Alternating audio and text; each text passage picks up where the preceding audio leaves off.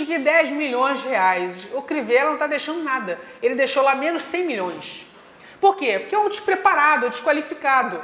E por ser otário, está sendo presa fácil da Rede Globo. Então você entende que essa continua sendo uma rixa de interesses políticos também, né? Não... Dessa vez a Globo está jogando com a verdade, que eu tô achando engraçado isso. Ela sempre destruiu os adversários dela usando mentiras, certo. Calúnias, difamações e injúrias. Factóides e tal. Como ela fez com o Getúlio Vargas, como ela fez com o João Goulart, como ela fez com o Brizola. Agora, dessa vez, ela pega a realidade nua e crua para quebrar o Crivella.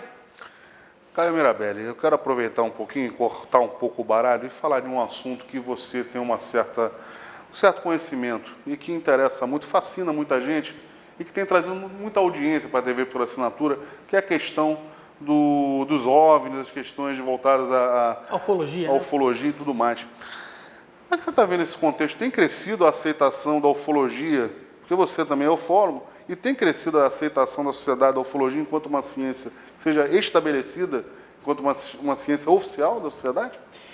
Na academia, na ciência? Está crescendo muito porque a NASA está avançando.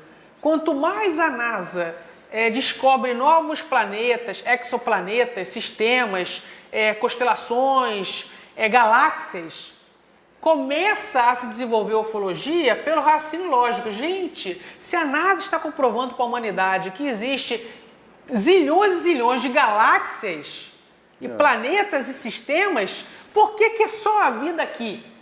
Então, por causa do avanço tecnológico da NASA, essas especulações ganharam corpo, se solidificaram e a ufologia já passa a ser respeitada, aceita em alguns grupos acadêmicos, já começa a ser aceita dentro do sistema religioso e a única coisa boa que existe no governo federal atual é a aceitação da ufologia e a implantação de conceitos ufológicos no Ministério das Relações Internacionais.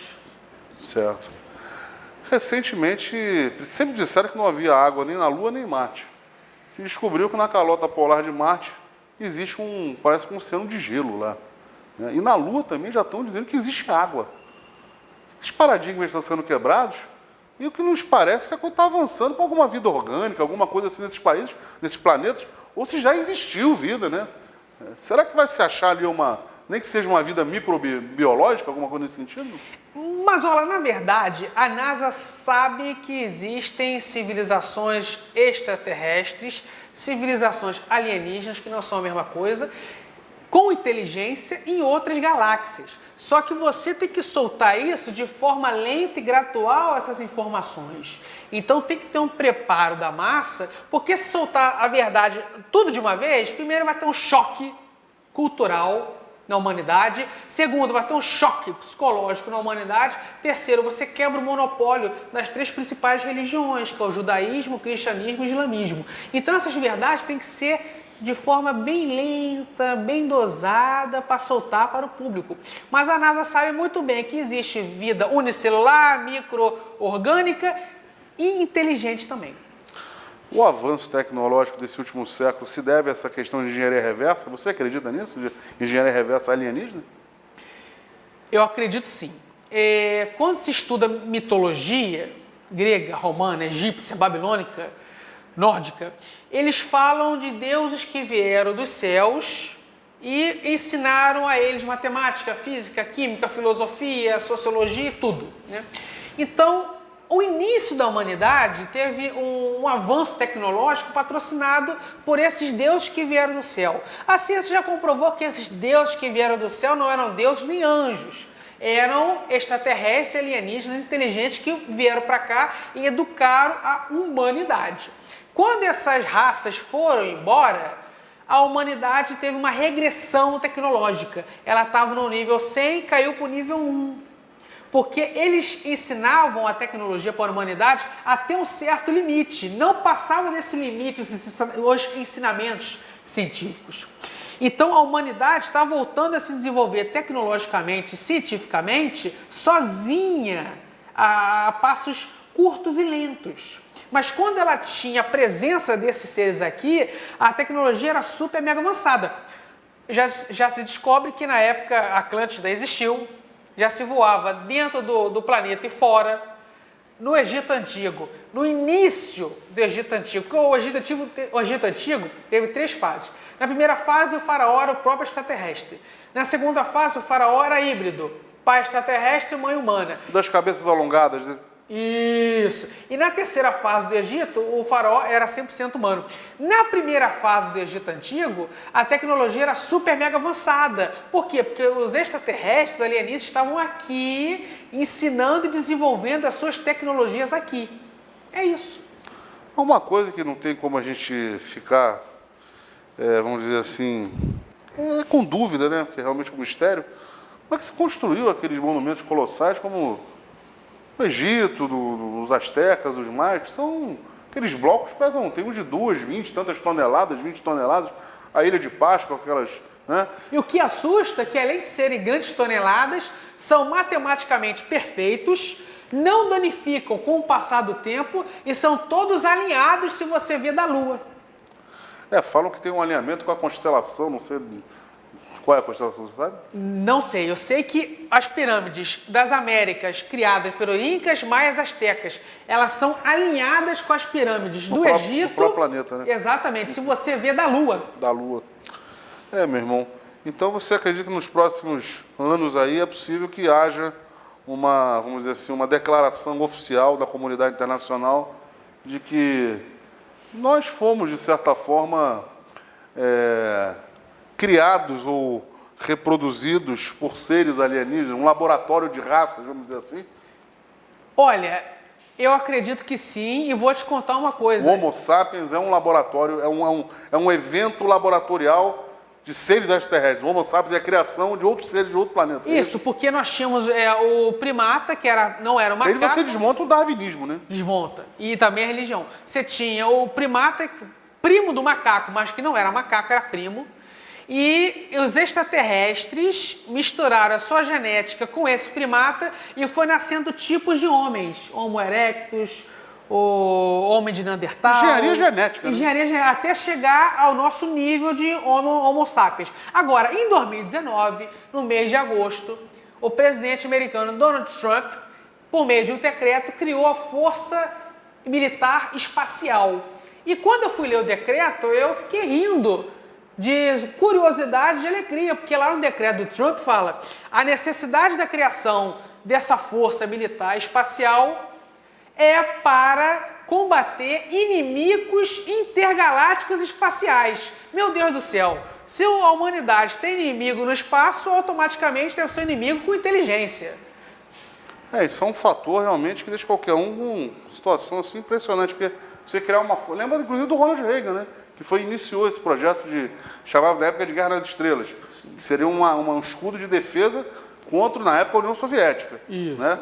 Já deixou algumas pessoas assim, mas será que é bem isso? E hoje criou-se uma nova força espacial militar em defesa do país dos Estados Unidos, mas contra forças que vêm além do planeta, uma barreira, um primeiro escudo de defesa. Seria exatamente. Isso? Tá.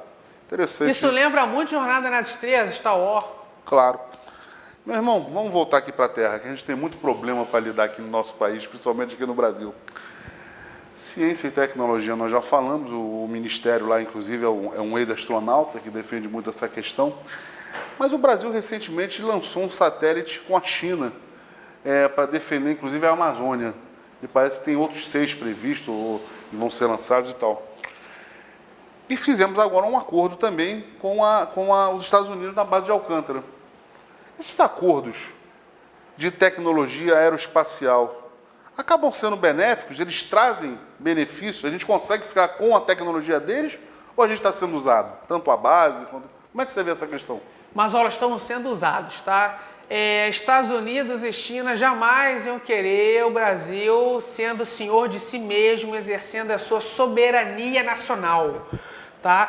Quando a esmola é demais, o santo desconfia. Esse é o ditado popular que ilustra essa sua pergunta.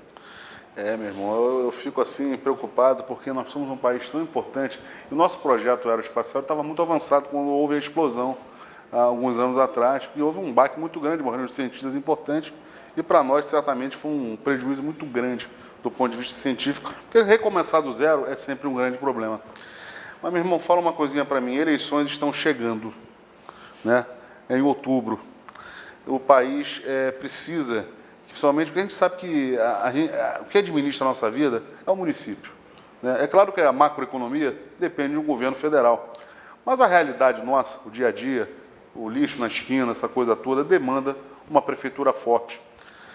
Você acha essa eleição de outubro com a possibilidade de convergência das pessoas que realmente pensam a cidade? Ou você acha que, mais uma vez, vai estar todo mundo querendo assumir protagonismo, cada um do seu lado, recuado, não pensando no cidadão contribuinte eleitor, que é quem mais precisa dessa unidade em defesa do Brasil e da cidade? Como é que você vê isso? Não, ninguém vai se unir.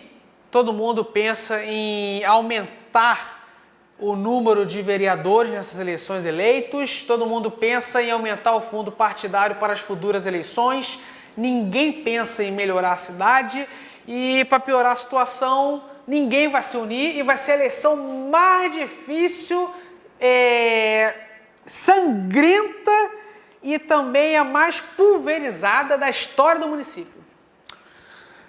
Justiça no Brasil também é um fator muito complicante, um complicador muito grande para o cidadão.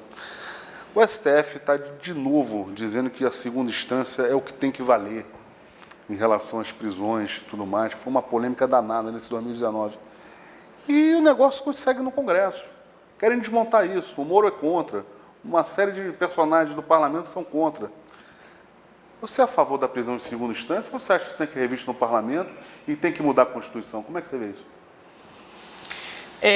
A Constituição fala que ninguém é culpado até o trânsito julgado da decisão. Ok. Ou seja, o que a Constituição está falando aí? Que para você ser considerado culpado, você tem que perder o direito de recorrer. O trânsito julgado é isso, é a proibição de recorrer, acabou. Não gasta mais recurso, aí vai lá e condena a pessoa. E qual é o efeito da condenação? A prisão. Ok. Prisão em segunda instância, todos os países do mundo aplicam ela, somente o Brasil que não.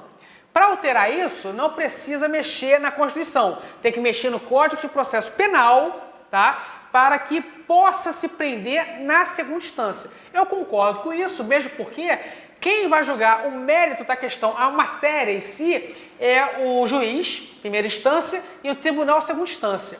Os tribunais superiores, que é o STJ e o STF, não vão mais julgar se teve crime ou não. O STJ vai julgar se a lei federal foi aplicada corretamente ou não, e o STF vai julgar se a decisão foi totalmente constitucional ou inconstitucional. É isso.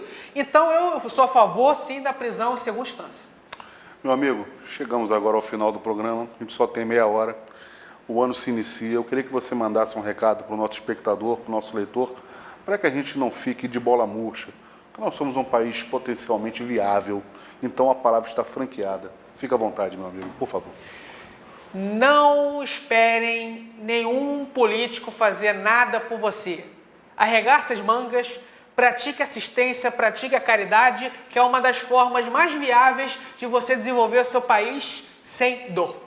Obrigado pela participação. Mais uma vez, um excelente 2020 para todos nós e até o próximo programa. Obrigado.